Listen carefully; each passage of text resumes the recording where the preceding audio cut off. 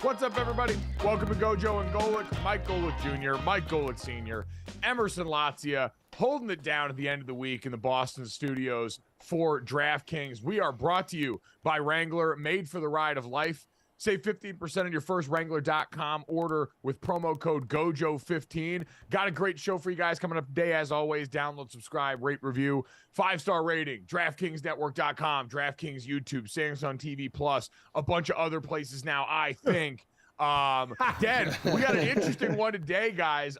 Joe Klecko, the Hall of Famer for the New York Jets, going to stop by and make people feel some sort of positive emotions about the Jets. We get to talk to him about fighting and wrestling a bear, which is pretty cool. I was excited about that. God's timing is perfect. And as we were getting set to have him on the show, the New York Jets decided to try and divert the attention away from their current football team by releasing some video documenting his path to the Hall of Fame, which he wrestles a bear. So we make sure to do journalism work, Dad, and ask him about that. Oh, without a doubt. I mean, anytime anybody's wrestling a bear, we're all in on that. I wouldn't step in the ring with a bear, give me anything. But Klecko, will have no problem at all doing that. Yeah, they need any kind of diversion away from what's going on the field, unlike the Lions, which we'll get to. And we need a diversion from the Ryder Cup as well. Whoa, I mean, the only good part right now is it all happened so early that especially in the Midwest and East Coast, probably people weren't up to see us get destroyed in foursome play, down 4-0. We have not had a lead yet. In the morning session, we lost them all. In the second session, we never have had a lead. It's going on now, so maybe we finally got a lead. It has been brutal to start this thing out. Senior, first time the Americans have ever been swept in the opening session. That's pathetic. So there's not really a sample size to kind of compare how they bounce back in this situation because it's the first time it's ever happened. But, man, Europe looks unstoppable right now. At least Brooks is going in the afternoon. He got booed like a MFer off the first tee.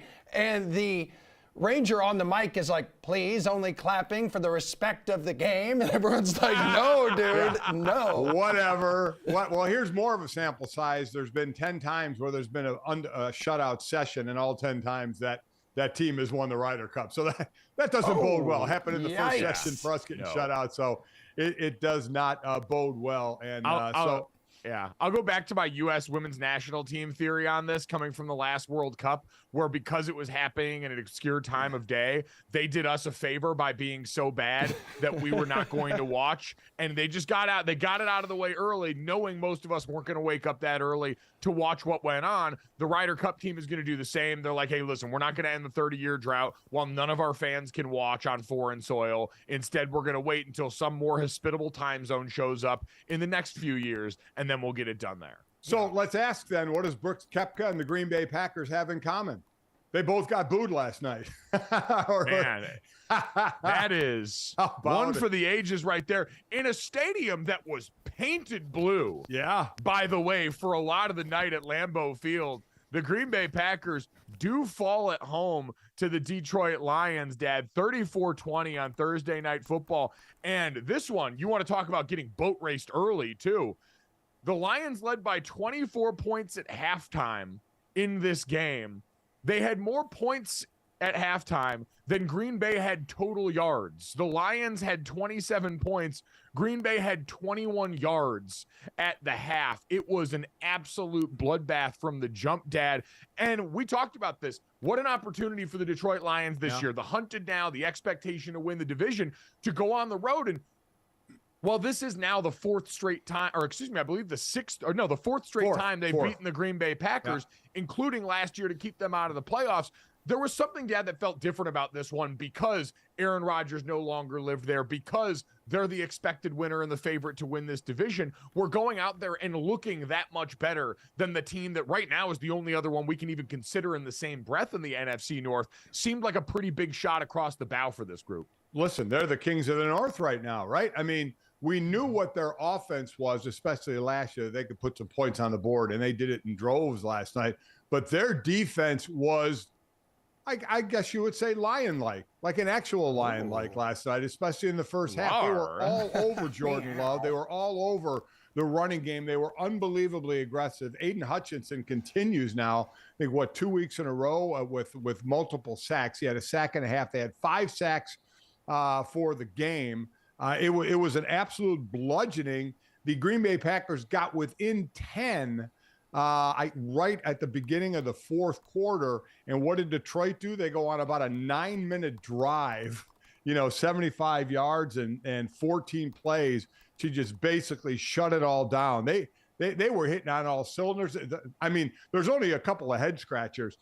We thought Jahmyr Gibbs was going to be a monster part of this offense, but you know what? I'm happy for David Montgomery. David Montgomery spent 4 years with the Bears and has never beaten the Green Bay Packers. This is the first time. I mean, the Green Bay Packers, he's never beaten them. Yeah. This is the first time he beat him. He ran for 121 yards and 3 touchdowns as they rushed for over 200 yards. So while it's a little bit of a head scratcher, maybe not so much a head scratcher that Gibbs isn't running the ball a lot because David Montgomery is playing some ball. Yeah, so he scored 3 times, right, last night, guys, and that brought his touchdown total to 5, which equaled his entire output from last year. Now he's only 3 trips to the end zone away from matching his career high of 8. Posted that number in 2020 with the Bears. Yeah, sliding right in, because remember, that was Jamal Williams last year. Yes. Going and breaking Barry Sanders' franchise single-season touchdown record and all the great things he did. And what an emotional leader, going back to Hard Knocks, we saw he was for that team. Montgomery's definitely slid in, but it's just because of what we were sold in the preseason by Ben Johnson, where the exact quote was, I'm going to pull this up here. The exact quote from Ben Johnson was, I think we're going to use him in some ways we might use Gibbs in some ways that people don't quite think we might. And it sent everyone into a tizzy in the preseason. And we all saw the way Alabama used him last year. He was like the one bona fide weapon that offense had that wasn't named Bryce Young. And now so far through the season, he's still getting some work. And last week when Montgomery was out, he had a nice game, but it has failed to match the expectations sent by that one Ben Johnson quote going into the season. Dad, behind an offensive line that was whole again. They got Decker back in this game, who was banged up in the last game. They went out there and they were able to roll pretty well. But that was, if you're a Lions fan or especially a Gibbs fantasy owner, that was like maybe your one beef coming off of this game. Yeah, 34 touches for Montgomery and 12 for Gibbs. So you're right. People that got sold bills of goods like Emerson to have Jahmyr Gibbs on their fantasy team. I mean, are you done? Are you done with them? Yeah, here's the thing. They mentioned preseason, right? Like Golic just said, we're going to use them in all these fascinating and creative ways. It's going to be great. And what he meant by that is they're not going to use them at all. Pathetic. Yeah, it's going to be fascinating because he's going to be on the bench. He's going to be on the sideline next to us. We're going to very interesting. Yeah, we're going to preserve his legs. And boy, one of the depth is a tough thing in the NFL because of roster limits and such. But we always talk, Mike, about how it's really difficult on the offensive line. And man, that showed up for the Green Bay Packers. Had a couple of guys down, both on the left side, Jenkins and Bakhtiari. Bakhtiari is on IR, so he's going to miss at least 4 games. And this Detroit D-line just ran roughshod, whether it was stuffing them on the run or getting pressure on the pass, especially with some stunts that were coming home. It was a miserable day for that Green Bay offensive line. Well, you mentioned the big headline here because the Lions pressured Jordan Love on 40% of Green Bay's dropbacks, which, spoiler alert, is not sustainable. And we knew going into this game with Bakhtiari and Elton Jenkins down, that was going to be an uphill battle. Those are by far their 2 best offensive linemen on a team that has more depth than most at that position. But, Dad, that was the big thing coming out of this was the report we got before the game from Ian Rappaport that Bakhtiari had his knee scoped, was on IR, but that was supposed to be the first procedure, and then there was going to be another procedure to go in and clean up the cartilage that's been an issue in Bakhtiari's knee. And, Dad, anytime you've got to have the clarifying statement from Bakhtiari that he does not want to retire and that he wants to keep playing for the Packers and keep playing in general, that's a pretty brutal sign for a guy that had taken such a long road to get back after that knee injury, finally seemed like he was going to be able to play for you this year and was going to be part of what's seen as the strength of this team right now that just got dealt a pretty big blow. So for the Packers long-term, Dad, I think that's the worry coming off this game right now. We knew Jordan Love that some of the passing efficiency stats were probably masking what was overall not the most complete passing attack yet. You got Christian Watson back last night. Romeo Doubs has played pretty well through the course of the season so far. Like Aaron Jones is back in. It didn't bear fruit. This Detroit Lions defense, especially up front, has grown up some. But for the Packers on the other side, if you got cracks in that foundation right now, that could be a big blow in what the rest of this season looks like. And the tough thing is, I don't know if the Packers are ever going to be able to count on Bakhtiari again. Listen, you hope he does. You hope he can come back from it. But the last 2 seasons, he's missed a lot of time. And they've had to do some makeshift things on that offensive line. So you hope he can come back for some stability. But I think it's going to be a difficult person to count on. So other guys are going to have to step up, and they got smoked last night. We mentioned 5 sacks for Detroit. Love hit another 11 times in this game. And that's usually what you do. However many times you're sacked, you can multiply that by 2 or 3 for times you've been hit as well, because it's not always the sack that gets it done. We all thought because Aaron Jones is coming back, they're going to be able to run more. Now, listen, you got taken out of your game plan, right? You're down 27-3 at halftime. They only ran the ball 12 times in this game, but average a measly, 2.3 yards per rush. So that wasn't going at all. Detroit was having none of it. This is one more, Mike, where I think you got to just tip your cap to Detroit, especially, I would say, on the defensive side of the ball. That was more the question mark than the offensive side because of the power they showed last year. And for Love, in the evolution of Jordan Love, he didn't have a lot big fighting chance last night. I mean, there were defenders in his grill all night long, making him run, making him move. As you mentioned, Christian Watson back, just 2 catches. Doubs was the guy targeted by far the most, 13 times for 9 catches. That was the way Jordan Love was going to go. But that dude was running for his life or trying to escape the pocket just about the entire night. It's going to bring up a lot of debate. And Emerson, I'm sorry to do this to you, but the way Aiden Hutchinson has played, I saw a lot of buyer's remorse from Jags fans on the timeline after that Trevon Walker pick. If we could do it again, if we could redraft 2022, 100% Aiden Hutchinson goes number 1 overall. Because right now, Trevon Walker, right, guys? You don't take a guy number 1 overall just to stuff the run. Like, a lot of guys can do that. You take someone number 1 overall to get pressure on the quarterback, to get after the dude under center, okay? And Trevon Walker has not been able to do that. He has looked terrible this season. It is one of the major issues with the Jags. Meanwhile, the Lions just had back-to-back games with at least 5 sacks for the first time since 1988. You know, I think real quick, Mike, you know, we talk about that draft a couple of years ago. You think already teams would like to change this year's draft of passing on Jalen Carter? Look at the teams that went D-line, now different position, God. but you know, Tyree Wilson going to the Raiders, and he had the foot injury. He hasn't done anything at this point. Will Anderson going to the Texans with their second first-round pick at number 3. Again, different positions, D-line, but edge rushers as opposed to interior. But Jalen Carter already saying, yeah, I know I went in top 10 in the draft, which is cool. But, man, oh, man, a whole lot can be said for that guy's play on the field. We know it was off the field that made him slip a couple of spots. But, boy, is he getting it done on the field. So there's two guys, two linemen who already you're looking at and saying, wow, are they paying off? Yeah, the Jalen Carter conversation is obscured a little bit, like you said, because we know why he dropped in the draft. There's not some mystery. This wasn't a misevaluation by people. But the Aiden Hutchinson pick, Tyree Wilson in the conversation, I always remember and go back to Field Yates, our great friend over at ESPN, who was a longtime scout in the NFL, said that the line always in scouting is we draft traits and not production, meaning we're trying to project what you can be, not what you have been in one college system playing at that level of football.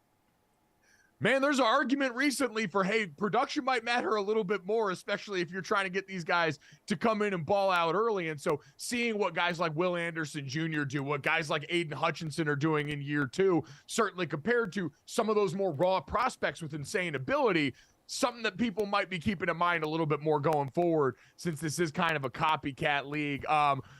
We had something we have not seen a ton of, I think, early in his NFL tenure as a head coach, just because for a long time things have been good. And that's a very angry Matt LaFleur after last night's game. Here was Green Bay's head coach sounding off from some questions he didn't like all that much.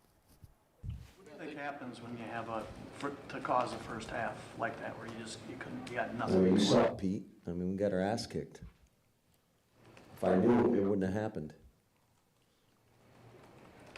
Matt, they didn't blitz until the That's a last. BS question, man.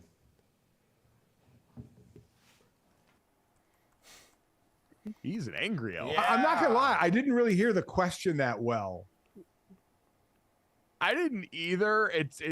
All that matters is Matt LaFleur is pissed off, and like GoJo said, we haven't seen this out of him. I didn't think the question necessarily needed that kind of response, but that's just a guy who, and Dad, he heard it there, like, got your asses kicked. There's one thing in a game to getting beat when a big play happens at the end or it's back and forth. But when you get railroaded at the line of scrimmage, you know, Dad, everyone's least favorite thing in the world is to be considered the not tough team. We just saw Ryan Day try and fight an 86-year-old this past weekend because of that. And now in this game, you got Man Campbell on the other side eating literal nails on the bench, staring across at Matt LaFleur, who's the prettier guy, like the pretty boy of the coach. He's a good-looking dude. Guy with the styled hair and all that stuff.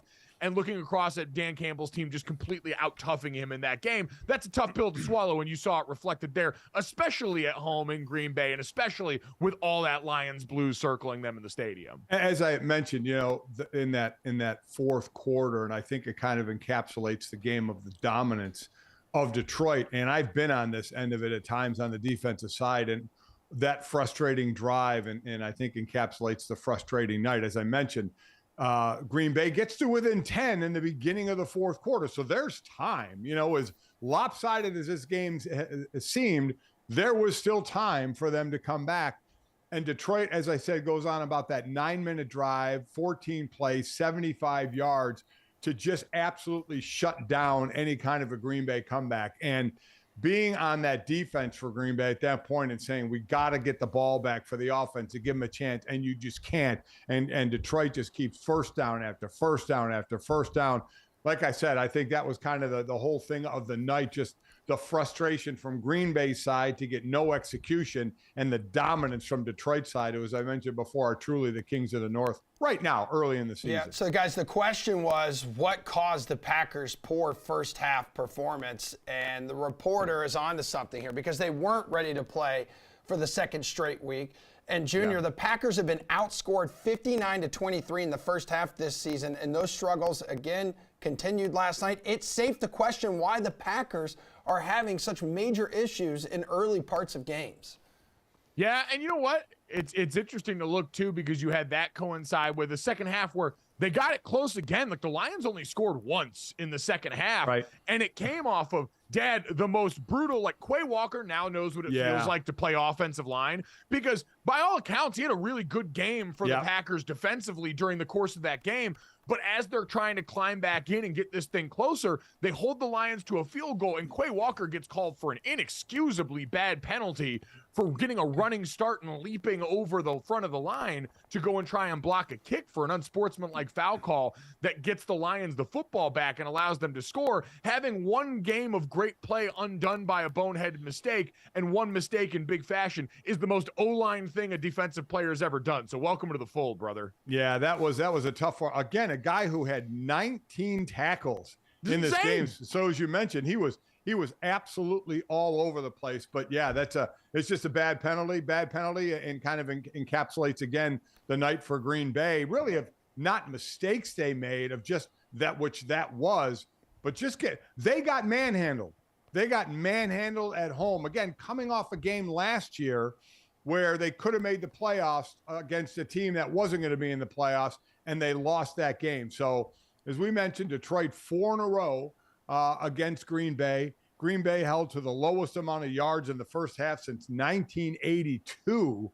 So they got their work cut out for them. Matt LaFleur, listen, that question, I agree, didn't really deserve that kind of response, but that's frustration out of a coach for his team just getting absolutely whooped. By the way, looking ahead for the Lions now, I mean, how high this thing flies in this year's NFC, where we know there's the upper crust of San Francisco, Dallas, and the Eagles, that it feels like right now the Detroit Lions currently 7th best Super Bowl odds, according to DraftKings Sportsbook, as we sit here now. Coming up, we're going back to college. Looking ahead at the slate for this weekend in our preview next here on GoJo and Golic.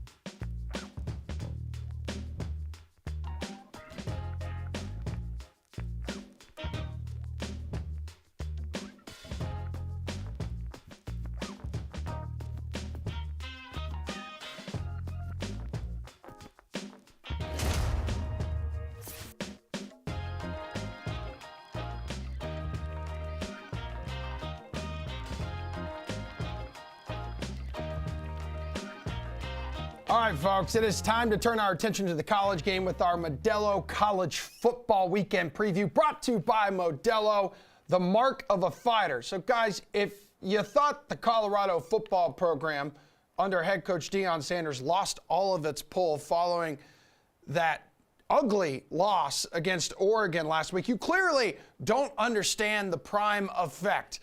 The celebrity guest lists for their game in Colorado, the Rocky Mountains, against USC is absolutely freaking loaded. LeBron and Bronny, Jay-Z, Snoop, Lil Wayne, who we saw last night leading the Packers out of the tunnel. He is Lil Wayne for a reason.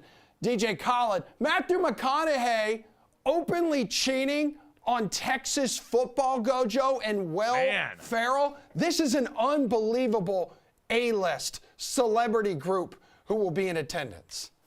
Honestly, Dad, it's Colorado out USCing USC. Like, that's an early 2000s USC practice sideline, by and large, right there. That was, I mean, growing up, I always say, for me, I was a Notre Dame fan, but the teams that really defined my early college football lifetime were early 2000s SC. They were Hollywood. They were rock stars. They transcended the sport in a town in Los Angeles that's not necessarily inclined to be a college football town unless really forced to. But when you had those Leinart and Bush teams and you had Pete Carroll at the helm, life was different and people showed up and they were the stars in this city. And I get that they're going to be a part of this too. We could talk about the effect that Caleb Williams and company are going to have in a game where they're 21.5-point road favorites that are going to kick off at 10 o'clock in the morning Mountain Time, by the way. But, Dad, there's no doubt, even with the games that are going to be lost, because Colorado is, I'd imagine, going to lose this game much in the same fashion they did, maybe with more points scored than they did against Oregon. But this team's not going to lose juice. Deion Sanders has built something that is going to remain a draw for people that want to be around the sport that might not have been inclined to do so before. He's been a gateway to the sport for groups like this to come back and show this kind of outside interest. So the spotlight's on Colorado, and it's going to be on Colorado all year because of what Deion has done there. So what can they make out of that? What can they get out of that? We already heard about another big-time recruit that Deion gets. Now, I hold my breath and hold my water a little bit on those because those kids can decommit all the time and change their mind. So let's wait and see until these players actually, and I don't just mean Colorado, I mean everywhere. You get guys, committing to Texas and decommitting, going to Ohio State or vice versa. So let's just wait till they go where they're going to go. But listen, this is the one that surprises me the most. I'm not going to lie, forgetting the game.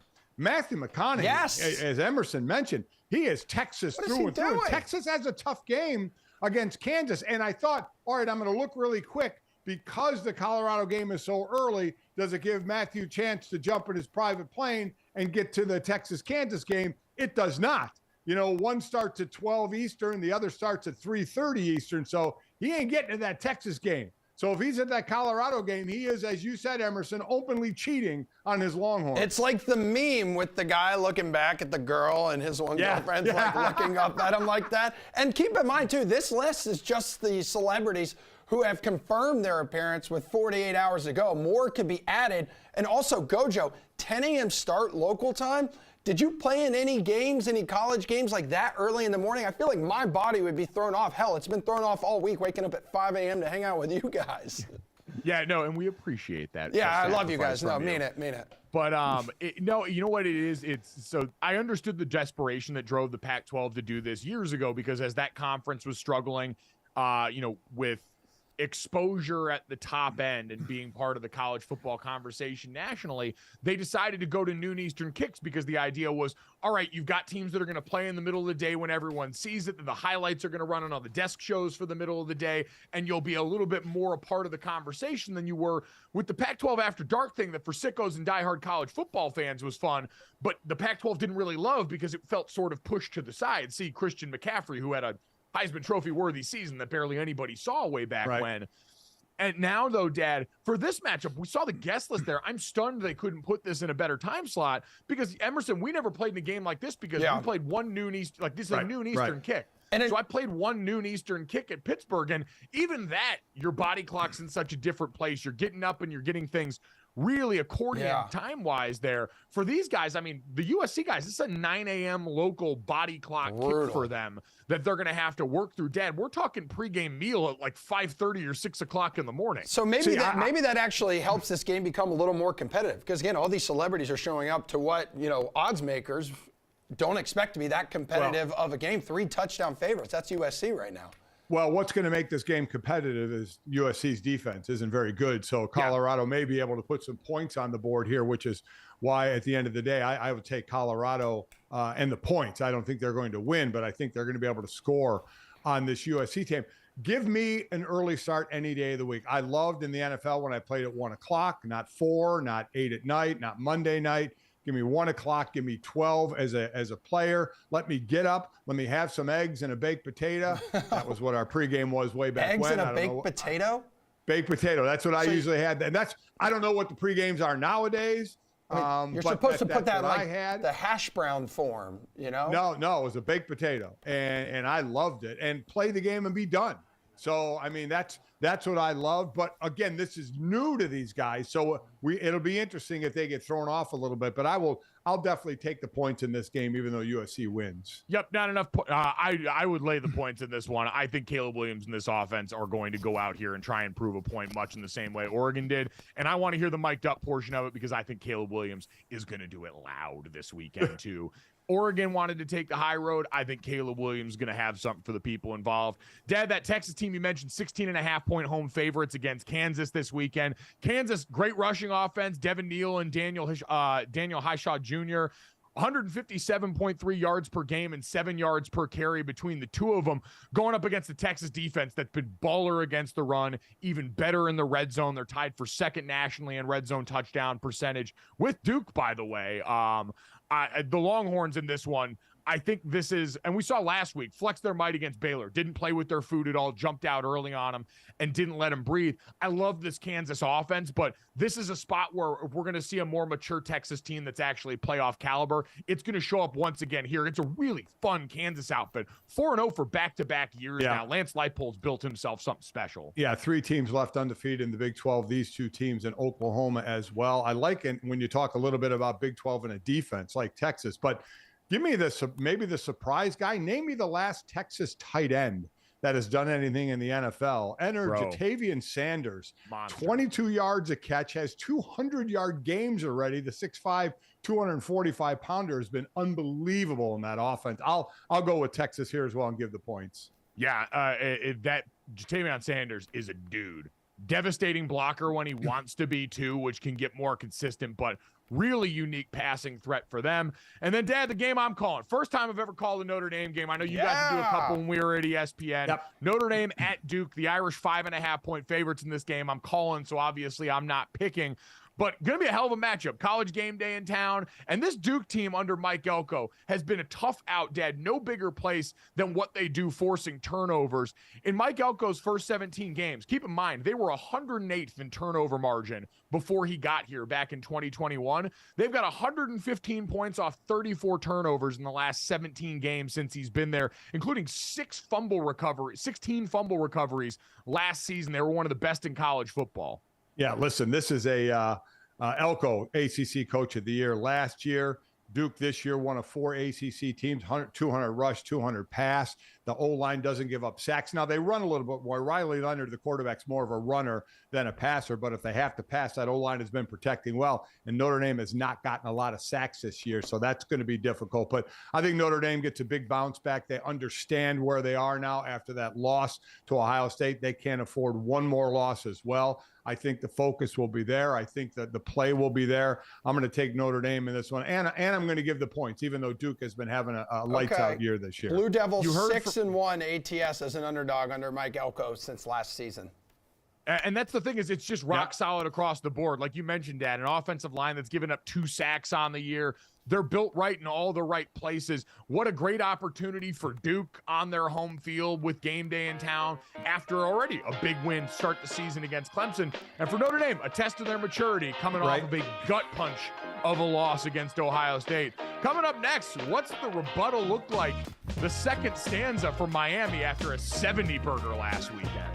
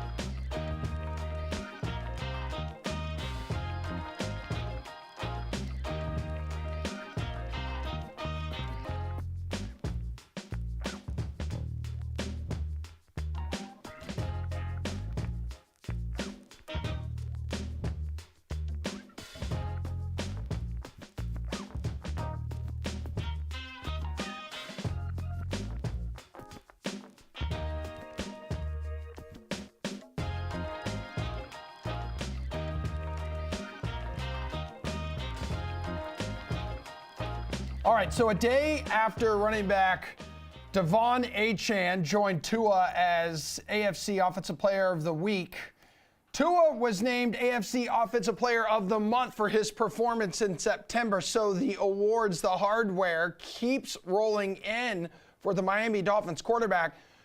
Senior, Tua is the first Dolphins player to be named AFC Offensive Player of the Month in almost 30 years. Scott Mitchell was honored in October '93. You were a member of that Dolphins team. Yeah. That was after he replaced the injured Dan Marino, and then you guys lost like 5 or 6 in a row to end the season. Move Remember on.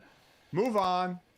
Move on. Hey, listen, all of a sudden. Wow, all right, so you don't want to celebrate the accomplishments of your teammate Scott Mitchell. Wow. Yeah, what's going on with you, Senior? You've changed, Scott Mitchell filling in for, even though we lost the games and such, but he, as you mentioned, was Player of the Month during that time. He got what was then considered a monster signing bonus. He signed with Detroit after that year, and I believe got like a $5 million signing bonus. And everybody's like, wow, Wayne Fonts, I believe, was the coach of Detroit then. And everyone was like, holy smokes, look at all that money going out. Damn. He pulled the Matt Flynn. He parlayed what was a subpar experience into a massive payday. So yeah, he did. GoJo, Tua, the favorite to win MVP now. Mike McDaniel, the favorite to win Coach of the Year. Tyreek Hill, the favorite to win Offensive Player of the Year. We saw the 70 burger they put up last week at home against the Broncos. Little different this week, though. In the division, clashing with the Bills. How do you think the Bills' defense here can even slow these dudes down? Dad, I don't know at this point what you do, because with the Dolphins, it's easy to look at all of the movement and all the moving parts and think that this is some sort of gimmick, right?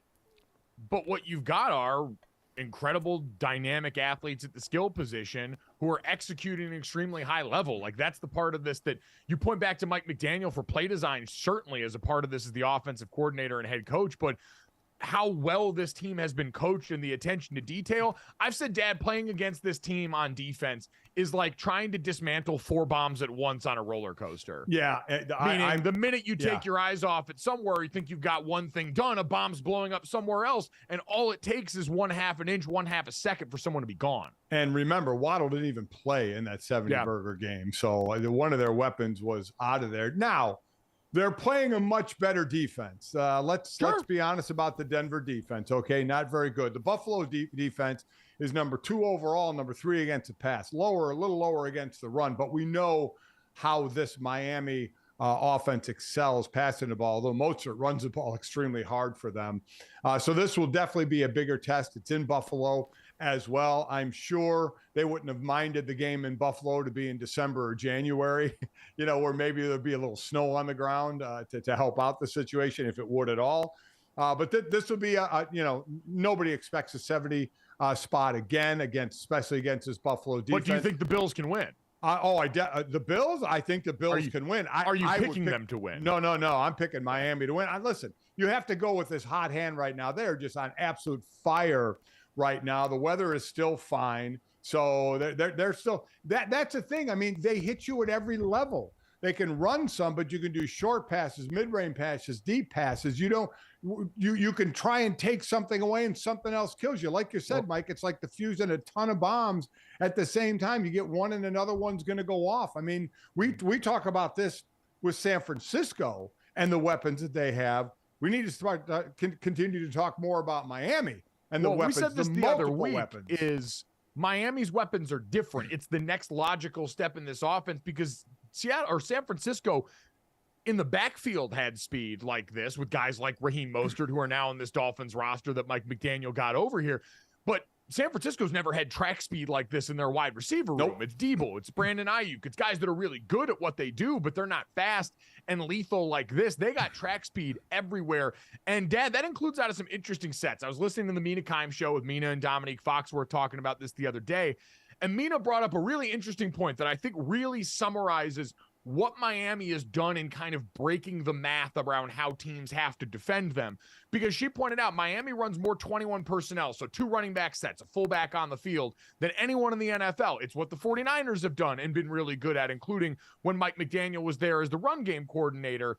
And they've faced 8-man boxes only 11% of the time against that, meaning you've got personnel groups where normally it's load up the box. With that, as a former defensive player, you see 2 backs in there. You see 21 personnel.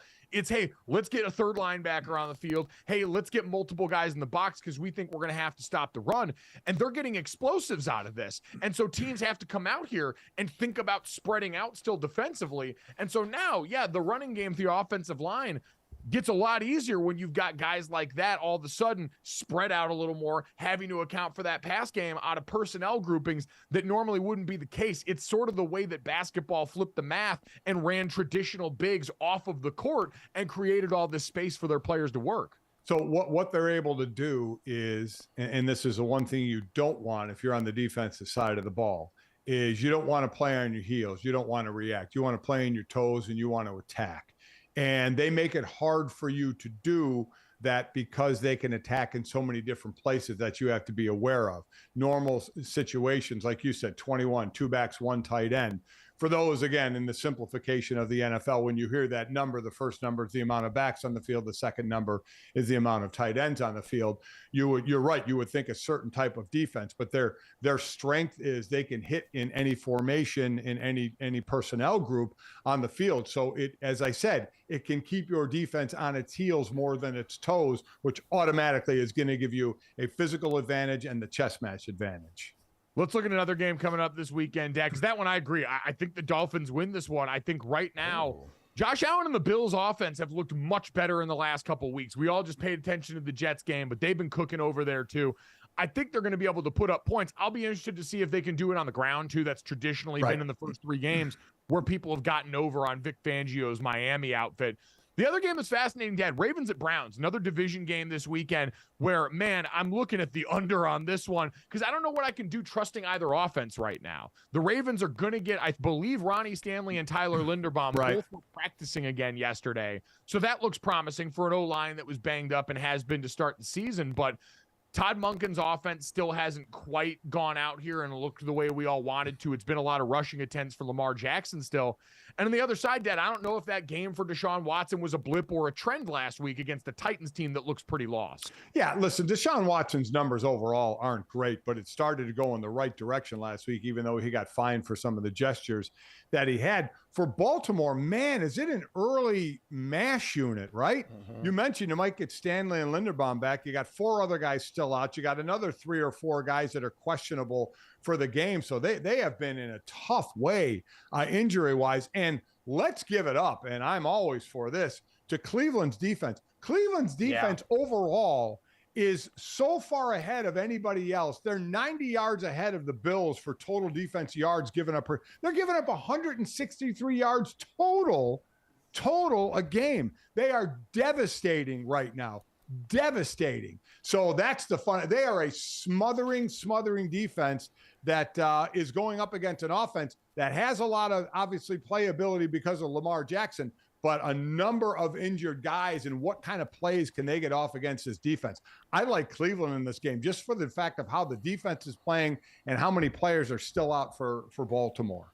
Yeah, Cleveland 2.5-point home favorites in this game here. But again, the number for me, the over-under set at 40. I think this thing is going to be a rock fight in this game because last week, Deshaun Watson, I could say the best thing that he did was evade pressure with physicality. Right. He was shrugging off tacklers in the pocket. He was making extra effort plays in that range. Besides that, the spray chart for a lot of his passes was low and slow. It was stuff within 5 to 10 yards of the line of scrimmage. It was getting the ball out someone quickly. We know Amari Cooper is a huge asset for that because of his route running. But at this point, based on the sample size we have, I'm not ready to trust that completely yet against the Ravens defense. That's still a really strong unit. We got some of the best football guy quotes ever from Roquan Smith this week in the lead up, talking about wanting to go and whoop them in front of their wives and children in that game.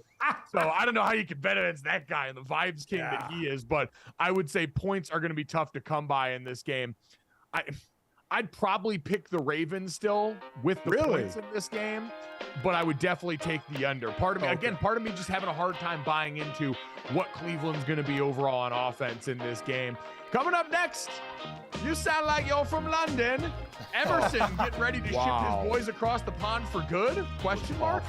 Awful.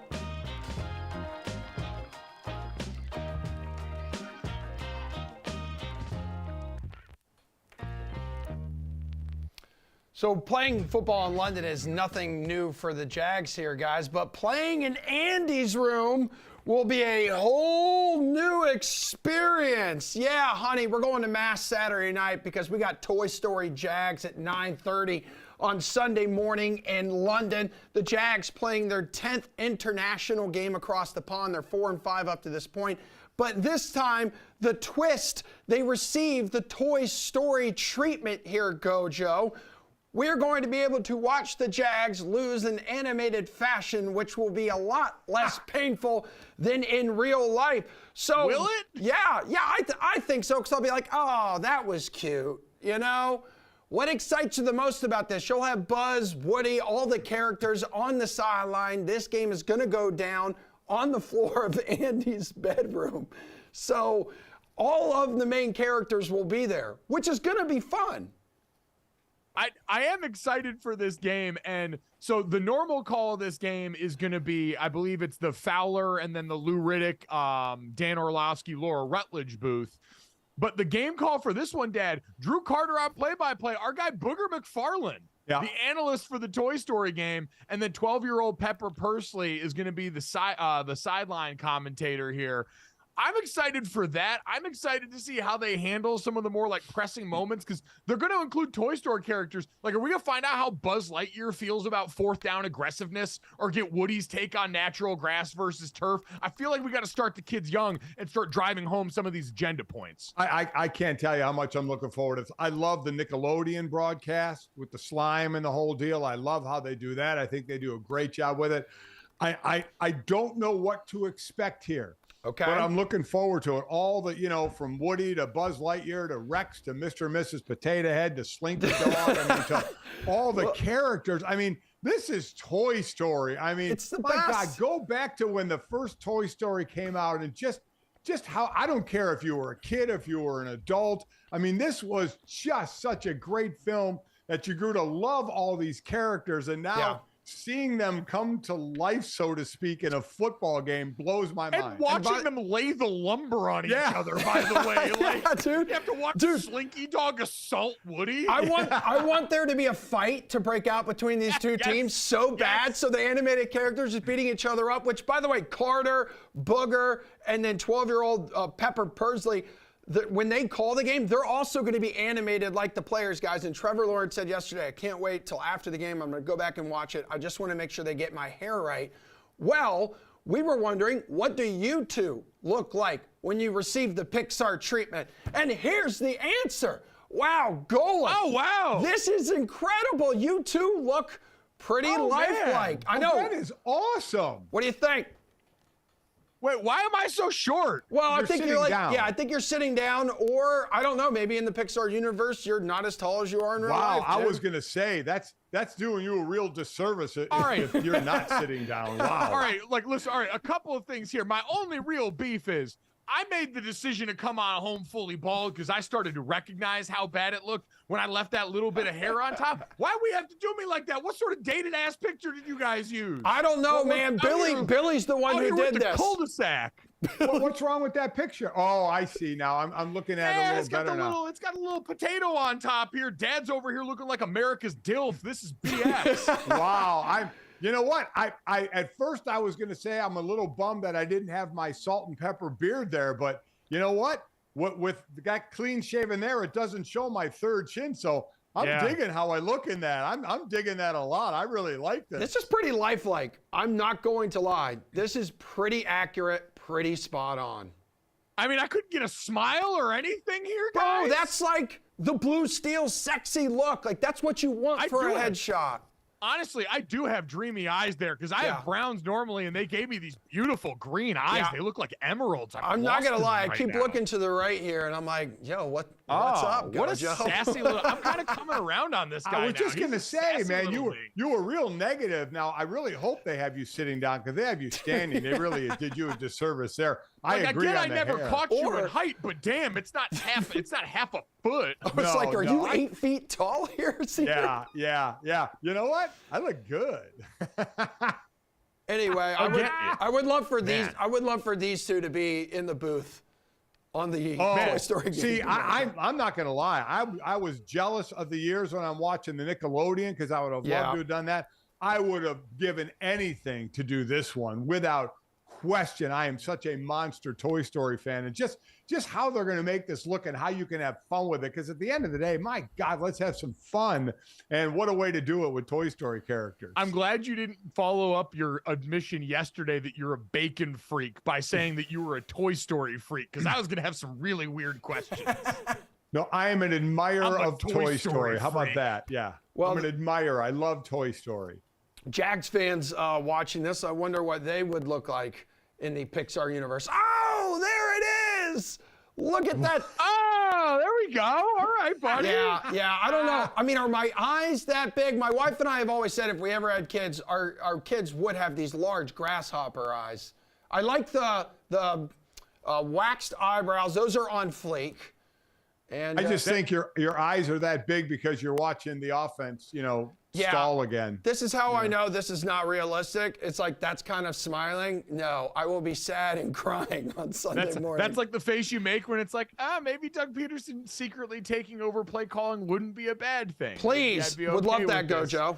The headlines after last week that Doug Peterson had to come out and deny. What is it with these accusations that we've had lately? We had it in college with Lane Kiffin accusing Alabama of silently demoting their defensive coordinator. And now we have Doug Peterson having to come out and defend that he has not somehow taken over play calling duties there. It has been dead overall, a disappointing season for Jags fans. They're going to be right back in their natural habitat as the NFL has tried to constantly give us the impression that they're going to send them over to London full time, and still think in the future could absolutely do so as we've got Jag Stadium renderings hitting the timeline in a way that's causing a lot of stir. But I don't know what to make of this game, Dad. I would probably lean Jags. Maybe part of this is me holding on to preseason prognostication and believing that Trevor Lawrence, who I actually think has played a lot better than people would have you believe based on the offensive struggles for this team, that this would take over against a Falcons team that, listen, if you're the Jags and you're looking for a place for your pass rush to come alive, we talked about the Javon Walker,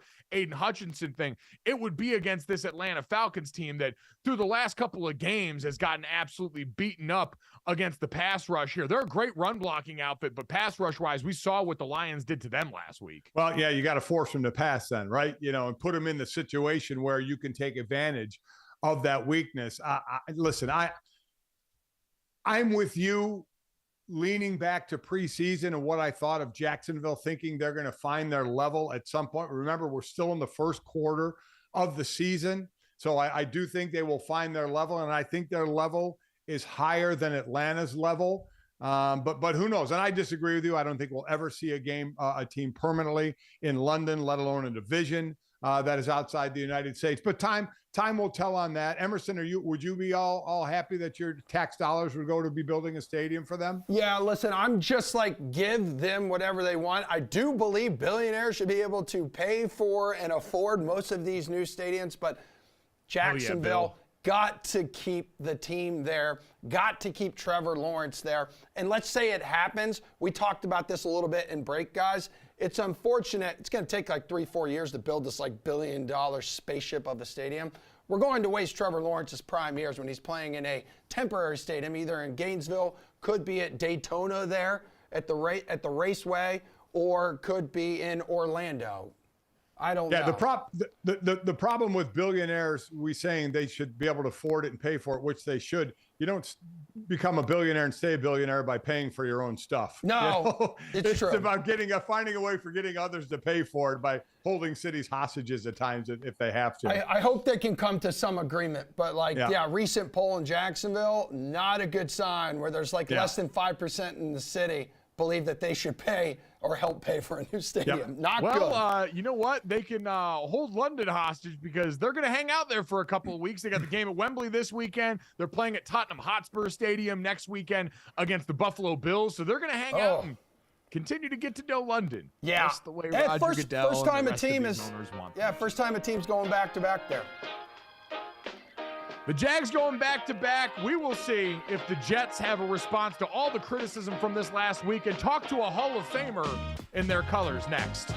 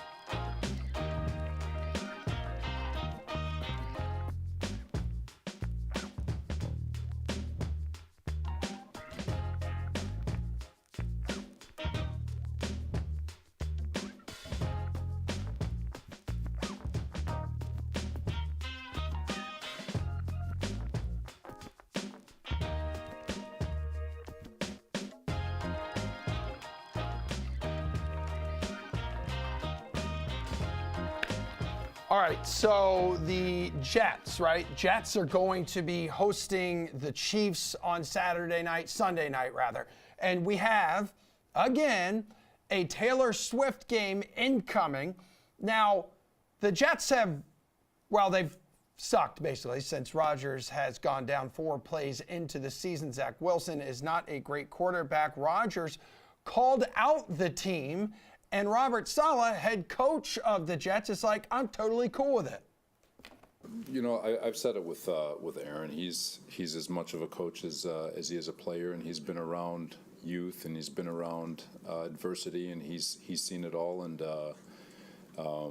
so, you know, for him to recognize that and talk through it, I think he's not wrong in that we've, you know, when you have frustration, it's easy to kind of look for answers when sometimes the most important answer is inward. And that's the only way you can defeat adversity is to look inward and find ways to be your personal best. So, as it pertains to what he said, you know, he's not wrong, but at the same time, it's just a bunch of young guys showing a little bit of frustration, so they'll be all right. All right, GoJo. I think he's saying the right things here. Robert is about Aaron, who I believe was saying the right things as well. Yeah, I didn't think Aaron was overly critical. No. I think this is a spot, though, Dad, where Rob Saleh realizes actions are the only things that are going to speak as loud as the words he needs to say. He's got no answer at this point. He is a guy that's stuck by a quarterback that most people view his play as indefensible at this point in time. And so unless that guy starts to show better, because signing Trevor Siemian this week is not the cavalry coming to help them. I know the New England Patriots are the team that handed out the shirts that said, nobody is coming, we have to save us, or whatever the hell it said on the back. But that very much feels like what Rob Saleh's Jet situation is right now, too. Yeah, listen, and I understand that those are young players, and Garrett Wilson, a great young player, and they are frustrated. So it's not like it's happened every game. And as I said, if it starts happening every game, that might be an issue. But to have the frustration boil up on the sideline this one time, well, again, we'll see what goes on down the road. I don't have a problem with it. And for Aaron to say they need to grow up, and that comes with time, that comes with games played, with years in the league, with a little bit of maturity and understanding where the situation is. We just know where this team was projected and what happened to them 4 games into their season. I would be ticked off as well, because you know what? I went through this in 1991. So I know that feeling, and I get the frustration. Now, we will see Aaron Rodgers making those comments if he ends up in-house or not. He hinted at it on Pat McAfee's show.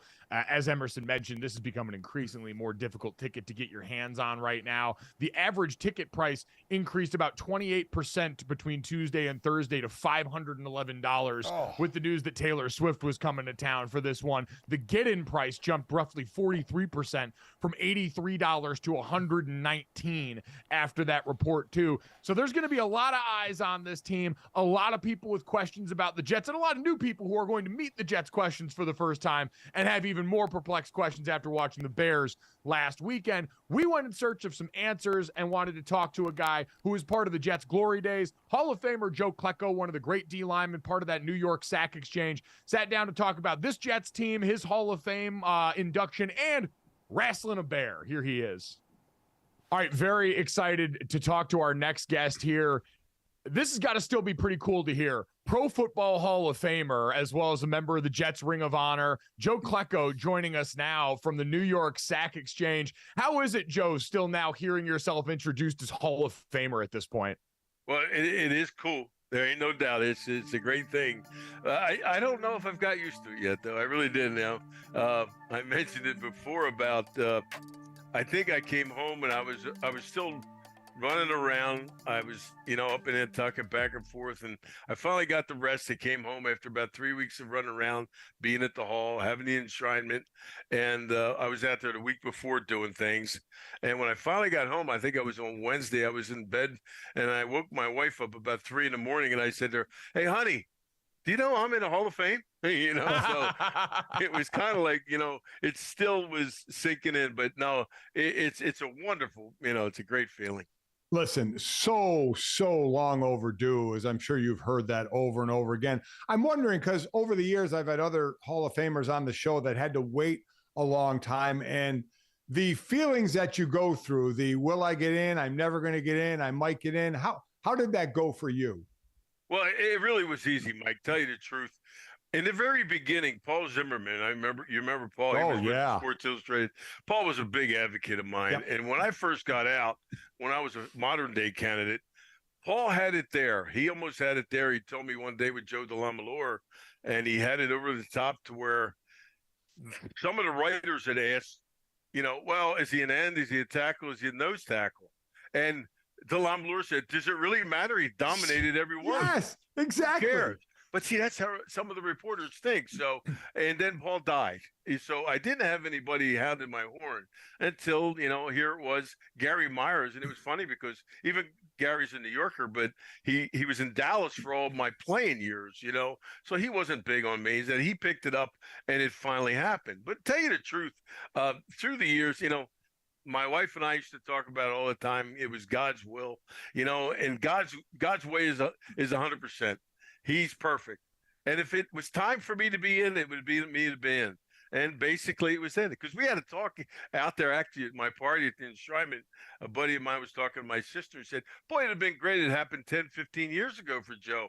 And he said, no, he says, it's better that it happened now. She goes, why? He goes, well, look at all your grandkids. Really, I have all my grandkids here, all my kids, friends of mine for years, guys I played with, and it was the people that were there wouldn't have really been there and got that feeling, because I had 3 children after I was done playing.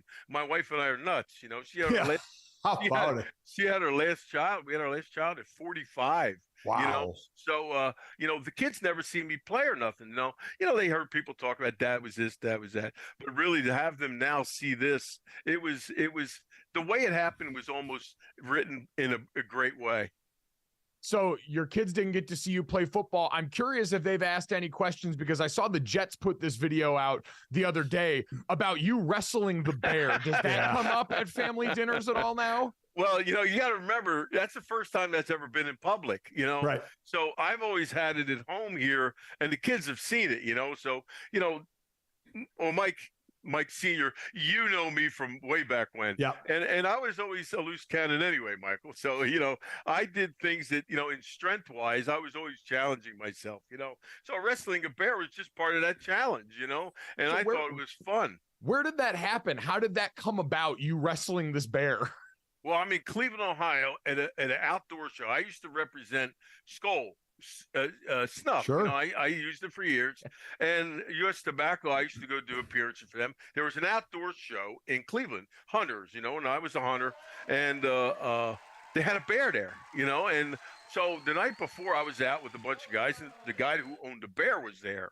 And I said, yeah, I says, no, I can't do that. Well, I always thinking about getting hurt. You know what I mean? He goes, no. He goes, I'll take it. I'll make sure he doesn't do nothing.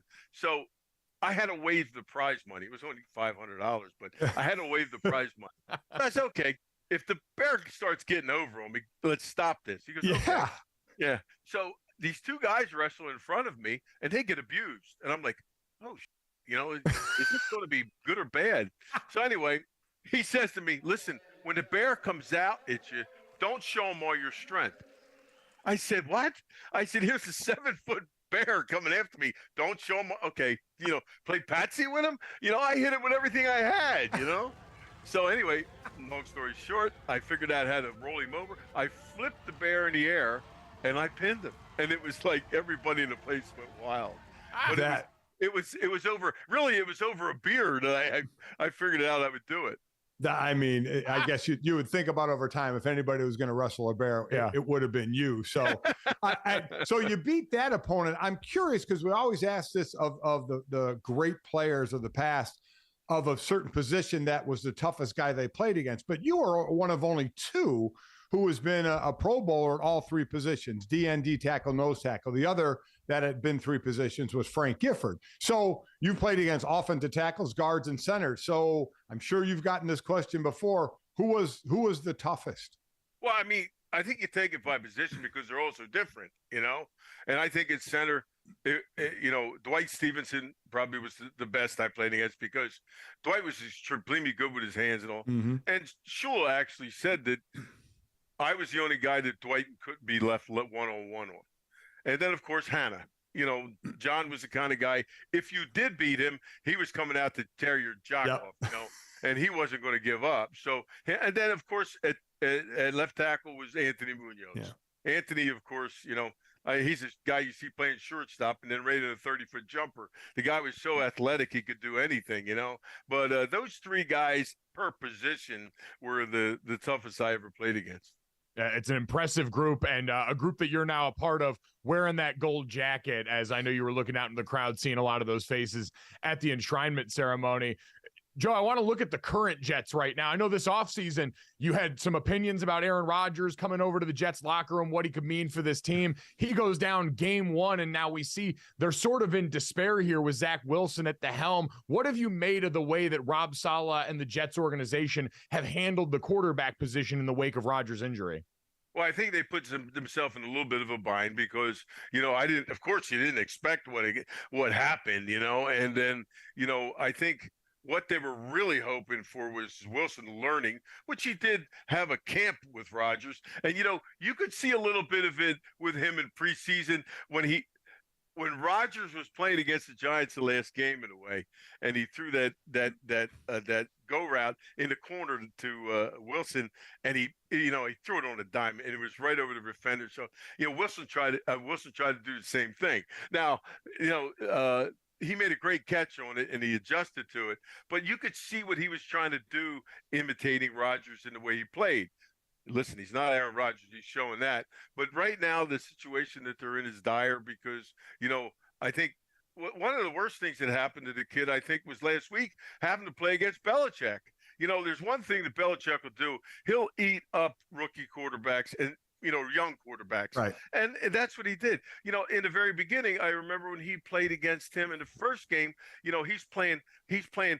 disguising the cover one against him, and then he floats it into cover two. And Wilson's trying to throw high pops and deep balls against the cover two, where Belichick's just baiting him to do it, and he didn't know what he was doing, So I think the more he learns, right now he's in a deficit because he just doesn't have the experience or the knowledge to do what an Aaron Rodgers can do. Is there going to be an issue, do you think, in the locker room with the defense, which is the better side of the ball, and Robert Saleh, the coach, having this confidence in Zach Wilson when the locker room all kind of knows and players kind of know what's going on in there? Do you think there's going to be a little bit of, eye rolling or stern looks from one side of the ball to the other? Both of you know this. If there's not somebody in that locker room that takes control of this, that can get bad. Because if, no matter who it is, some of the guys with the loudest mouths really are defensive backs, okay? and they're the smallest asses on the team, but, they always seem to get in more trouble. But if you don't have somebody that everybody respects, and I'm pointing the finger like Quentin Williams or something like that, that he can actually take control of the locker room and make these guys keep it together, you're going to have some problems, because you see what happened on the sideline the other day when they were getting beat in New England, okay, and they're screaming at two of them had problems with different coaches. That can continue on unless somebody takes control. Now, that's another thing where Rodgers, listen, I've had a lot of operations, so have you. I don't know if he's still in the hospital. I don't know why he would still be in the hospital. He's at home. He's at home in Malibu, and he's thinking about being at the next game. Soon he'll be back where the team is. Well, honestly, I think that is something that Saleh should talk to him about and beg him for, because these guys all bought in with him at the beginning of the season. Listen, going to Broadway plays, Knicks games, Taylor Swift concerts, the whole bit.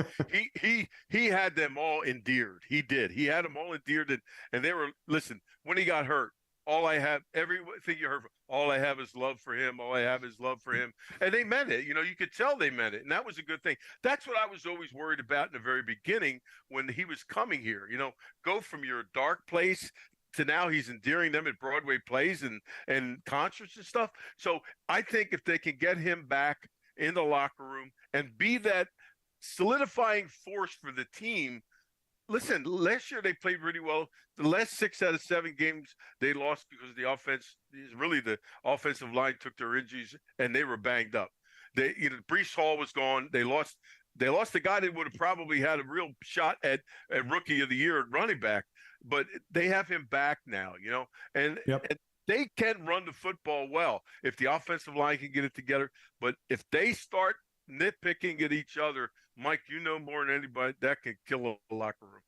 It's going to be fascinating to watch how this plays out for the Jets going forward. There's a lot of drama very early on in their season.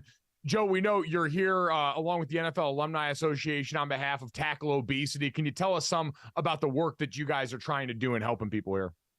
Well, I think what it is there's a lot of guys out there, which you guys know.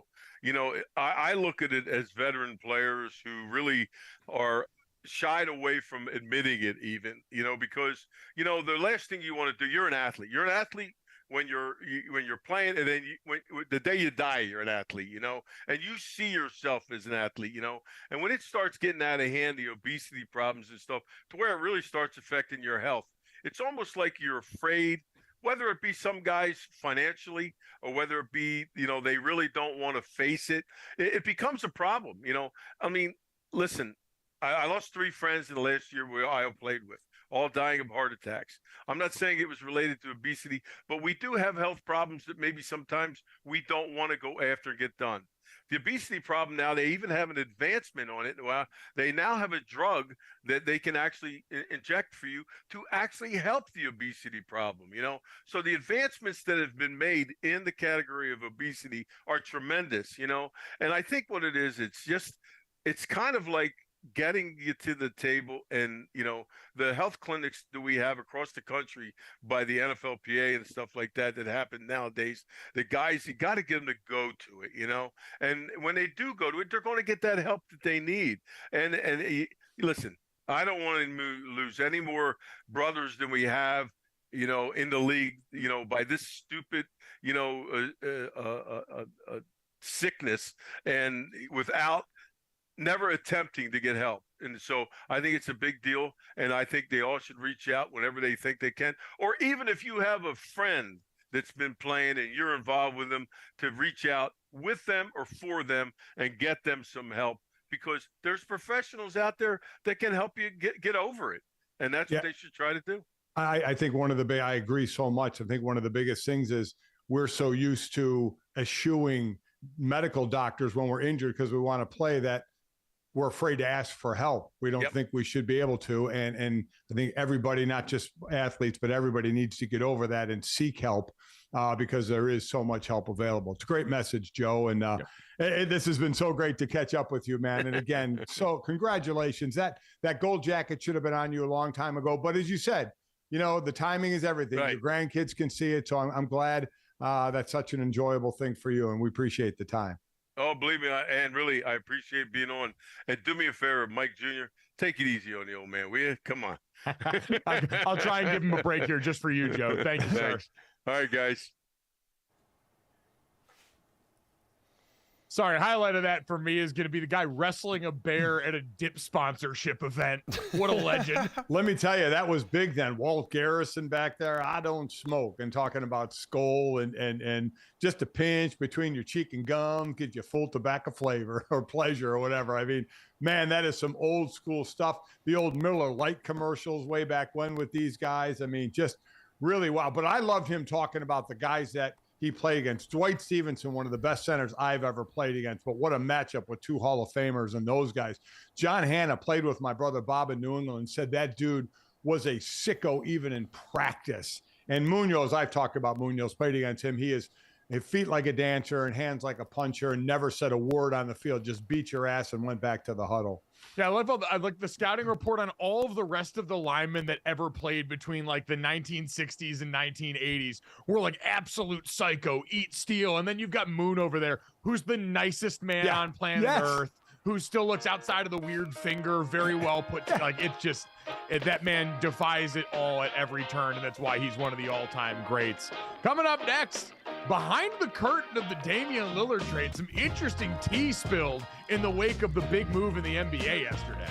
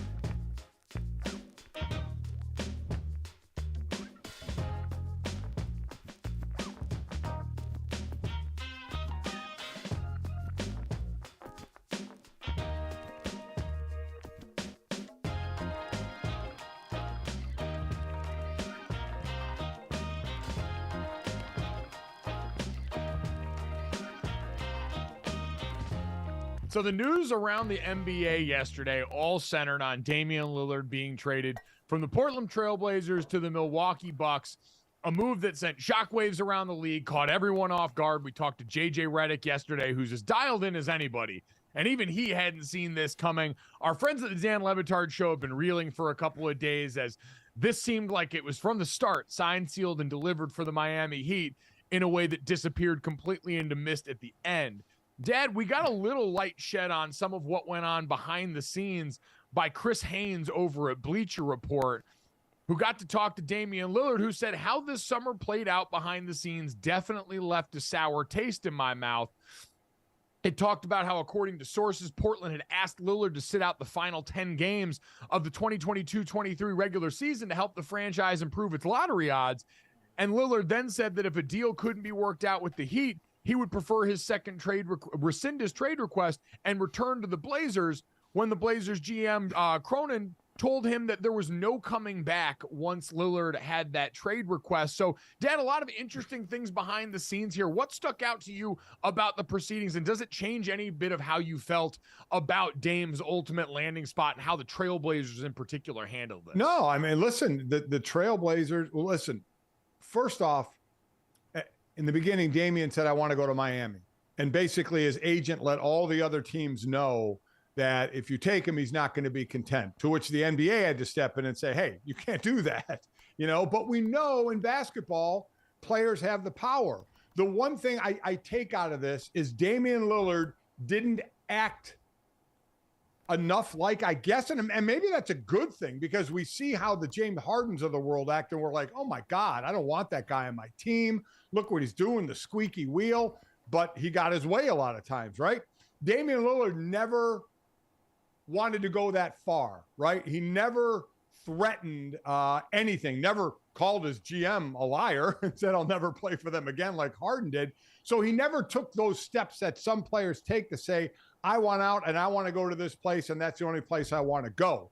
And as I've always said, it's Portland's job to get the best deal possible. I still don't know if that was the best deal. We'll wait and see what they get for Jrue Holiday in all of this thing. But they seem to have made up their mind that they were moving away, right? Because remember, Damian Lillard said, well, when the draft was coming up, show me that you want to win now. And that meant basically trading that pick, that high draft pick, for veterans so they could win now. And they didn't do it. So that was their plan all along. So that's why Joe Cronin basically told Damian Lillard, no, if you don't go to Miami, you're not coming back here. We're basically moving on from you. It's a business decision. So the interesting part about this now, and I think the major gripe from most Miami fans and what it sounds like as we talk here, Dad, is your point about Portland's job was to get the best deal. And in a lot of people's estimation, they don't know if that was the case here, just because what Miami could offer you in not only Tyler Hero, but a whole host of first-round draft picks and a lot of capital that you could have given up here. There's a lot of people, and we heard this yesterday, that conversation about a spite deal there, that say the communication that was broken off by Joe Cronin and the Trailblazers with Miami during long stretches of this summer and the lead up to all this make it seem like by the end, the shoe was sort of on the other foot, where at the beginning of this process, you had Damian Lillard come out and say, I want to go to the Miami Heat, and his agent Aaron Goodwin making it very clear, if I am not traded to the Heat, I will not show up and play, trying to make this a one-man band and affect the way that this is negotiated. And now on the other side, it sounds like the accusation is that Portland essentially did the same thing, is, hey, we're going to send you anywhere but Miami. We're going to put you anywhere but Miami. And the consolation prize here is a contender, so no one really looks at it that sideways, unless you're a member of the Miami Heat who all of a sudden saw a situation putting out in favor of you before at the beginning and then looked at the end when basically the Portland Trailblazers reverse Uno'd you, and now all of a sudden are crying foul. Yeah, I mean, if in fact this did get personal, that's a shame, because it's the one thing you try to avoid is to not make it personal. And if it was Portland saying, you're not dictating where you're going, so much so we're not sending you there, when in fact, if reports are true, Miami, a third team would have got involved. Portland maybe could have ended up with Tyler Hero and 3 first-round draft picks, as you mentioned, that capital, because right now they got an unprotected pick in 29, but then pick swaps in 28 and 30. Didn't get extra picks. They got pick swaps. So maybe it could have been a better deal. Now, the outlier here is, what do you get for Jrue Holiday, right? So that could make the package better than maybe what Miami was offering. So we're going to have to wait and see. I don't know if it will or not. How about this, guys? My guys? thing ultimately is in this, though, Emerson, and sorry to cut you off there, is just basically what it comes down to is, on principle, if we're looking at what people might potentially be upset about in this situation, that the Portland Trailblazers might have looked at this after what happened with Damian Lillard trying to force his way to one team and said, all right, we can play ball like that too, even as a show that's going to always skew towards player empowerment. I have anyone who's listened to me talk, I almost always sympathize and argue on behalf of the player cause, because I understand the power dynamics at play. But it's hard for me to look at the situation and go, all right, is it that foul considering where he ended up that the Portland Trail Blazers looked and said, all right, well, you want to affect our market by making this a one-team trade partner potentially and depress all that. We'll flip it the other way and just exclude that one party entirely, get what we can back and go that other way. Portland might only be hurting themselves long-term with that strategy, but at the very least, as far as the brand of petty and the ultimate result, I can't really knock it all that much from a player empowerment standpoint, just because it's essentially the exact inverse of what Dame and his agent were trying to do to Portland. Well, we could put that 2030 draft pick in perspective here from producer Drew in the back. The potential #1 overall pick in 2030, currently in 7th grade. And Dame releasing Dame releasing a very emotional kind of goodbye letter that he penned to fans, and really just to keep it short, he says he's heartbroken. He couldn't accomplish what he wanted to with the Blazers here. Or as he puts it, Dame time has run out, and says, I do believe a day will come where I put a Blazers uniform on again, and hopefully by then I'll be forgiven for breaking your hearts along with my own. Go, Joe. Yeah, thank God they pared that down, because, Dad, that was about a 90-paragraph soliloquy that he put online. Yeah, it was. It's like the meme where it's like, oh, congrats that happened, or sorry that happened. I ain't reading all that. Yeah, exactly. That was 100% textbook, that meme, because there's no way in hell I was reading all that. I salute the Trailblazers fans that wanted that goodbye, that probably had that mean something to them. But, Dad, that could not have possibly been me here. I understand the relationship they had with Special. I wouldn't read all those words. No, I know your generation is not reading all that. Oh, did you read all those words? Yeah, I did read all those words. I have no problem reading those things. I don't read books. All those words. Yeah, I don't read books, but if something's over 2 paragraphs, I'm not, your generation that says, oh my God, I can't be bothered to read anymore. Well, you see all these books over here? I read way more than you, Clive. Do you really read those books? You read those books? I read these books. Mike does read. Mike has always been a reader. And I just said, I don't read books like you read books. Hell, I don't read books at all. But I have no problem reading a long post. I don't. I also don't lose my mind if a video is past 15 seconds long, which again, your generation is like, oh my God, I can't watch anything more than 15 seconds. It's not the video that's 15 seconds. It's when you get like 30 seconds. You got to sit through the 30-second ad at the beginning, and I'm just like, I can't do this. The absolute worst is when your friend is like, hey, come check out this video. It's like really funny, and then you see that it's like 2 minutes long, and you're like, holy hell, I don't have time for this. It's unbelievable. Yeah, I know, 2 minutes. God, I hope you guys are okay. I mean, thank you, holy smokes, unbelievable. But real quickly, it seemed the last meeting, they finally met face-to-face, Joe Cronin and Damian Lillard, September 5th at Lillard's house. And they kind of talked it out, it seemed, for the last time. And Lillard actually expressed some disappointment, according to the report, that how the situation was being handled, why Miami wasn't involved more in this. It seemed to me, when Damian said, I hope when I end in a uniform for the Portland uniform and I'll be forgiven, it seemed like Damian didn't have much of a choice here. It seemed like Portland was going to move on, right? I mean, they were going to go with the high pick. It all looked like they were going to start the next phase, and that was going to be without Damian Lillard and try and get what they could get for him. Yep, and overall, this whole thing is a reminder that going back to the original thesis, unless you're willing to make it ugly, the teams still do retain a lot of power in these situations to make what they want happen. Coming up next, a dubious update from a morning of Ryder Cup action that Americans would like to forget.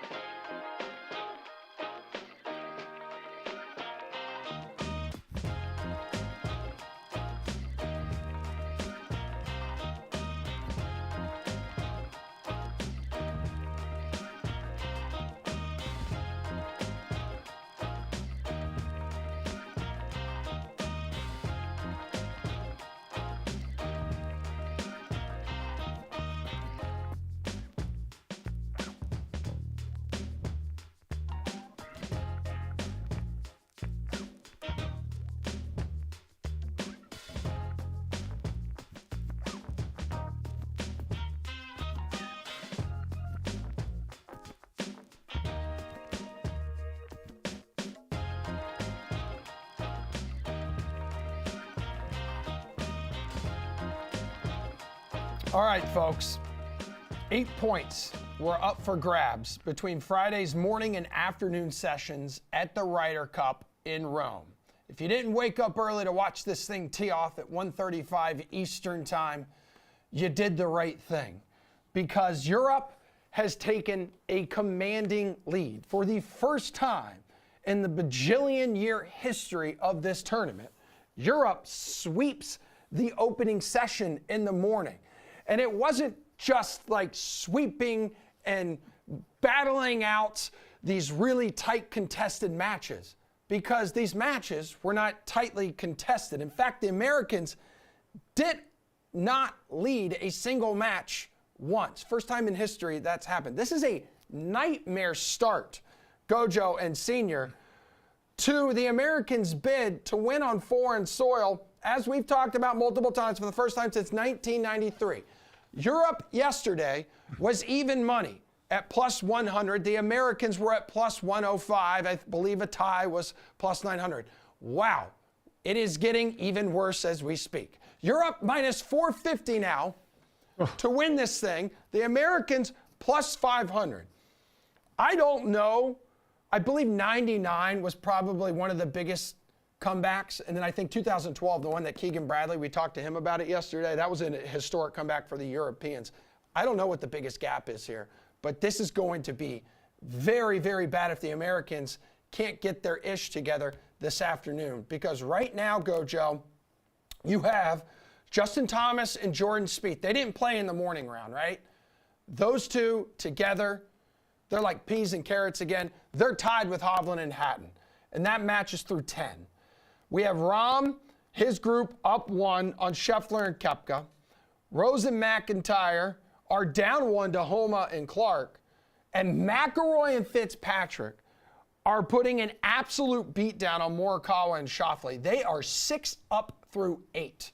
This is not, you could not imagine a worse start for the Americans in Rome. Yeah, no, I know a lot of people are going to be focusing on Zach Johnson sitting down Brooks Koepka for this opening stanza here, but that seems like it would be just a drop in the bucket right now to what's been a full-on blitz from the European squad on this side. I mean, as demoralizing a wake-up call as we could have imagined, and then like that looming specter of all this past history now hanging over the heads of these guys in this team setting. We talked yesterday with Keegan Bradley so much about how these guys look forward to that team setting, but part of that also is now having to work through the complex emotions of what you do when all of a sudden you get this commanding lead that the Europeans jump out to. It's unbelievable. I mean, so when you're down in something, it's depending on how you're down, it's okay, how do you get back? Win a hole, win a match. I mean, for the U.S. team, it's like, get a lead. I mean, get a lead. And we finally seem to have 1 or 2 leads. I'll say again, there are 10 times in the history of the Ryder Cup, I believe it was 10 times there's been a shutout for a session. And all 10 times that team, in this case Europe, won the Ryder Cup. So that would be Europe right now. And for Zach Johnson, you're right, Mike. It's not like he can think about, man, maybe I shouldn't have paired these guys together. That they're just getting their asses whooped. I mean, that's just plain and simple. And this is Jimmy's and Joe's golf going on right now. Exactly. You can only X and O's your way out of this so much. This is disturbing detail right here. Tommy Fleetwood's caddy, Ian Finnis, apparently just told Zach Johnson to move at the tee box, said he was too close to the tee. Tommy Fleetwood then proceeded to absolutely lace one down the middle of the fairway. This is like the NBA equivalent of the guy doing the too small celebration in front of somebody on the golf course. Mike, we need to report a crime. Mike, that was in the morning session about 45 minutes ago. Dan Rappaport there with Barstool says, and Matt Fitzpatrick just had to ask Zach Johnson to move again on the 7th tee. So they are like playing mind games, basically poking the Americans here a little bit. And you can sit there and you can ridicule the pairings that Zach Johnson has decided to cook up here at this point. You can ridicule the course setup all you want as well. In the end, right now, the Americans are simply getting their ass kicked and they're not showing up, and it's embarrassing. And we're all moving to Canada. Yeah, listen, the only blame is going to the golfers right now. Maybe Zach Johnson is thinking the only way I can do anything is try and get in the way, right?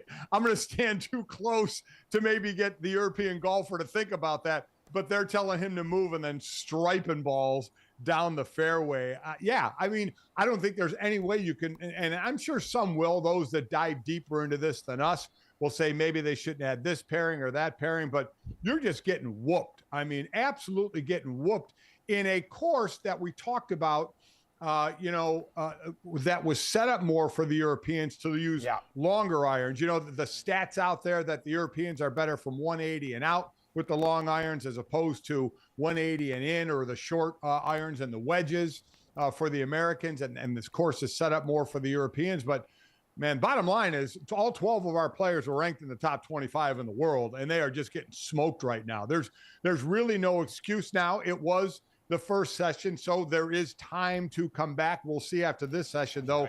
The afternoon session, while it's still the morning here, remember, it's 6 hours ahead in Rome. Right now, the only thing to enjoy is when I turned it on this morning is the beauty shots from Rome, looking at the ruins and everything. And, man, boy, that's really cool where they're playing right now. But then they go to the course and you see nothing but, unfortunately, dreck from the U.S. players. So I haven't been in this situation, you know, from the golf standpoint like this, how you regroup from this. I guess it really is all you can do is go, just like we would say in football, one play at a time. For these guys, one shot at a time, one hole at a time to try and get back into it. I never thought I'd say this. This makes me thankful that we have things like the Broncos at the Bears this weekend to watch instead, because that'll at least be a close affair if it's bad right now versus this lopsided BS. We're watching the Dolphins hang 70 on the Broncos again. Jesse's in Italy right now, too, and I'm texting her. I'm like, get over there. We need troops on the ground. We need a report. And she's like, no, I'm fine chilling by this pool with, like, the mountains in the background and eating at Olive Garden. Think of the possibility that we had. You want to talk about guys trying to get out of their chore list. We talk about last week, college started at noon and went all the way through the night with great matchups. And then Sunday, NFL, 7 hours of uninterrupted football. And then the Sunday night game. You know what you could have added this weekend? Because Saturday morning and Sunday morning, you could have been watching live Ryder Cup all morning up to like noon or 1 o'clock, right up to football, college football on Saturday, right up to NFL football on Sunday. But now we may be so far out of it that you're not going to be able to sit and watch it anymore, because the other person in your life is going to say, that's a butt kicking. It's not competitive. You know, get to the store or get to doing what you're supposed to be doing right now. But the amount we could have been watching was astronomical. Yeah, I will say this. At the very least, I have the good news, and I saw this from Rex Byers on Twitter yesterday, that starting last night, we at least have this in our hip pocket. The next 54 of the next 55 days starting last night, we'll have either one college football game or one NFL game from this till the Thanksgiving slate in November 22nd, the day before Thanksgiving. So we're going to get ready to go on an unholy heater of football that can hopefully mask the pain that we're going to feel losing out on what could have been an all-time sports weekend this weekend if the Americans hadn't pooped their pants out. I just came across a crazy Tiger Woods stat. He only played on one winning Ryder Cup team, and it actually happened in our backyard in Brookline in 1999. And that one winning Ryder Cup team in 99 at the time was the largest comeback in Ryder Cup history. So the Americans are going to have to pull a rabbit out of a hat here if they're going to come back, especially if this afternoon session currently being played right now continues to go in the direction of the Europeans. They're going to have to pull a hippo out of a hat the way this one's going. And remember, they haven't won off American soil since 1993. Mike, you just turned 34 yesterday. You were actually 3 going out, right at 4 years old. Yeah. The last time we won a Ryder Cup away from the United States. About as tall as you were in that graphic earlier. Can we get like the golf version of the Redeem Team out here? Like, what are we doing? I thought that's who we sent, more or less. Imagine how Keegan feels sitting on his couch, waking up at 1:30 this morning and watching the Americans get swept. It's absolute pain for our guy.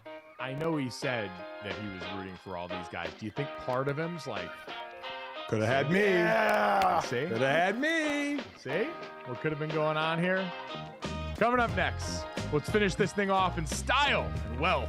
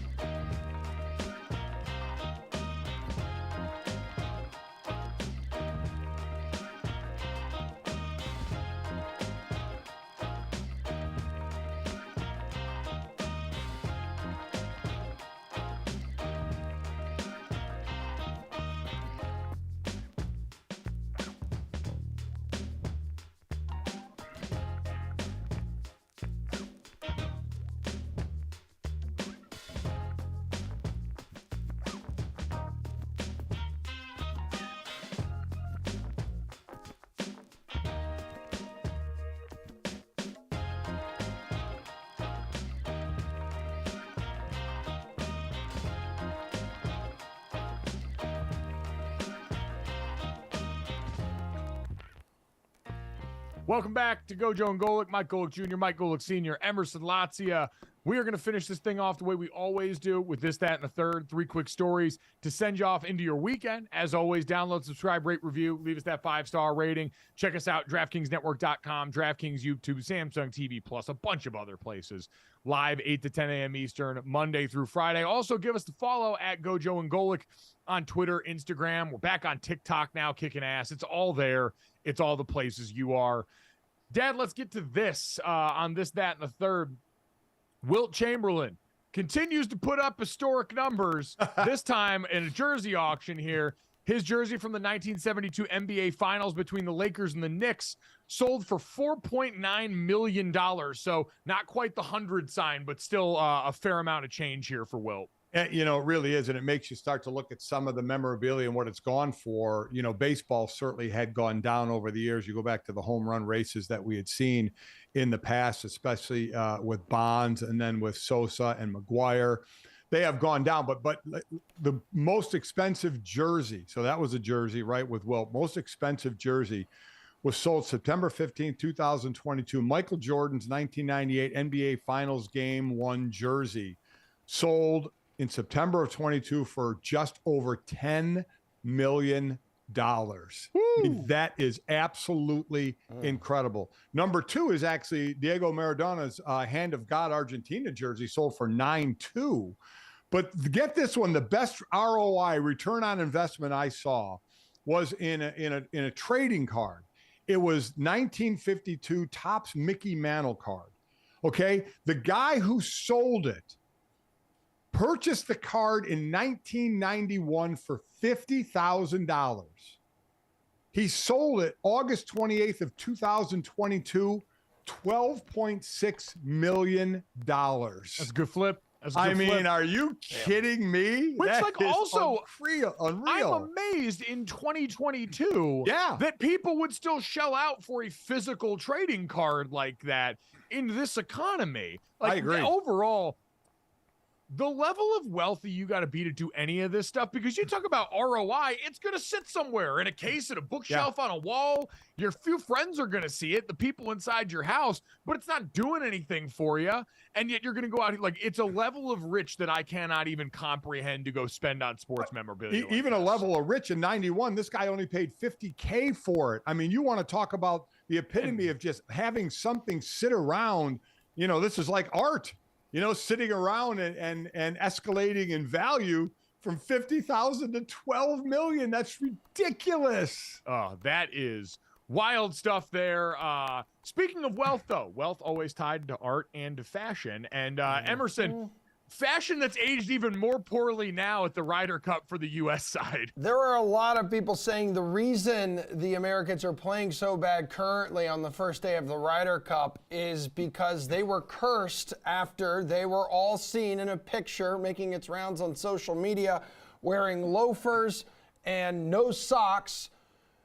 People describing it as an absolute vile look, mainly because of, like, the tan lines, you know? It's a horrible tan lines. And they're horrible tan lines for sure. There is absolutely nothing wrong with the loafers, no socks, and shoes look. I've done it with the tux at weddings. Like, this is what's in right now. But maybe, just maybe, I don't have tan lines like that. I take a little bit of my wife's tanning, like, lotion or the foam that I have to rub on her back every now and then. I would put a little bit on my ankle. What? Yes. Wait, hold on. What? Wait a minute. Hold on. You can't just go What right by foam that. are you rubbing on your wife? So when she wears like open back dresses and stuff, like when we go out the night before, if we know we have an event, there's a little glove that I put on. I squirt this brown tanning foam on it, and then I rub it in on her back and her shoulders and her arms, because I'm an award-winning husband. That's what I do, husband of the year. Would you do that, Senior?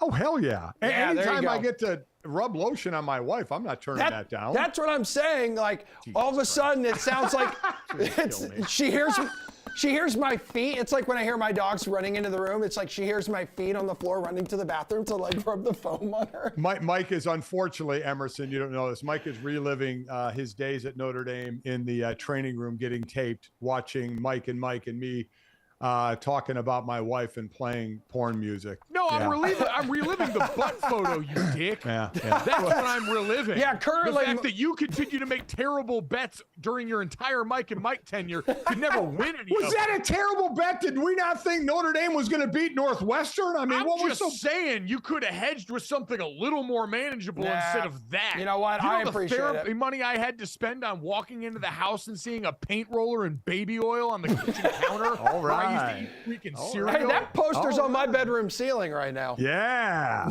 Mike, have you ever worn a suit with no socks? Have you gone down this road? No, I can't really get down like that. It's What? just not like a style that I think is accessible to me here. Oh no, we're not ripping it. I just don't think I could pull it off, and I think Right. that's what Mike's saying. I don't mind it. It just looks weird with the tan lines. Yeah, but that's the only bad thing about it. Yeah, It is literally in right now. It's been in for years, and it is nice, dude. Nice Italian loafers on your bare feet. You know, little piggly wigglies. That's the thing, but that's my thing. Like like nice shoes like that, just going raw in those doesn't feel like good to me. It's like buddy. a weird feeling. I can do that with some sneakers every once in a Yeah. while if I'm just slipping shoes on to go take out the trash or do something like that. I'll go without socks, but like people, like my mom goes for runs when she was training for a marathon. She wouldn't wear socks. She would just run in sneakers. Yeah. That's crazy. Sockless. Zach Johnson I has can't- good ankles. Like you also have to have good ankles. Like I don't know. I have good so, ankles. So I Sam have really Burns. good ankles. Sam Burns doesn't really have ankles. Not a whole lot of definition there. Zach Johnson does. And then Homa over here, very good. His tan line's a little good bit ankles. lower. Look at these bastards. Let me. You got him. What are you doing? Let me see him. Let me see him. Well, I'm gonna get a better angle for you guys. I Yeah. have good ankles here. I'd be real careful of the angle Oh. you're showing. Yeah, that's not bad. I mean, it looks like there's a golf ball inside that. It does. It looks like you rolled your ankle. You should get that good, looked at. I got good feet too. If there's ever a market for male feet that starts hitting on OnlyFans, I am gonna be rich. I think we're already there, Mike. You probably can go ahead and jump on that. Listen, I'll if do it it. is, you guys will never see me again around this job. I can assure you. I will be a seven-figure stay-at-home father of none at that point. And it's gonna be a great life for me. Guys, let's get to the third. The height of disrespect in college football. Bad year getting worse, Emerson, for Northwestern after we found out what Penn State's preparation looked like for their road trip. They practiced with no music. No music, an absolute shot at Northwestern in the game day environment there. It's like, all right, guys, it's going to be very quiet there. So let's try to emulate the game day atmosphere. This is bad. This is really bad. And of course, they haven't said that's what they're doing, but we all know that's what they're doing, GoJo. I mean, listen, James Franklin said it's going to be very different from what we played in last week, referencing the home game that they had playing against Iowa, just being transparent and honest. Are we internally motivated or externally motivated? For me to act like it's not a factor, you've got to be prepared for it. So he's saying the quite literal quiet thing loud here, which is, hey, this is a game with no juice to it, and we've got to go out here and manufacture it for ourselves as a team if we want to be the team we want to be. Yeah, listen, I mean, you play loud music, and sometimes when you're going to go on the road in front of a raucous crowd, you got to do more hand signals and silent counts. Mike, you know this as an old lineman. Here, it seems like they're going to be able to, use all their verbal commands out there and cadences because there's not going to be the crowd noise. And I get how we say, boy, what is it, a slap in the face to Northwestern? No, it's reality. You're preparing for the game on how you think it's going to be.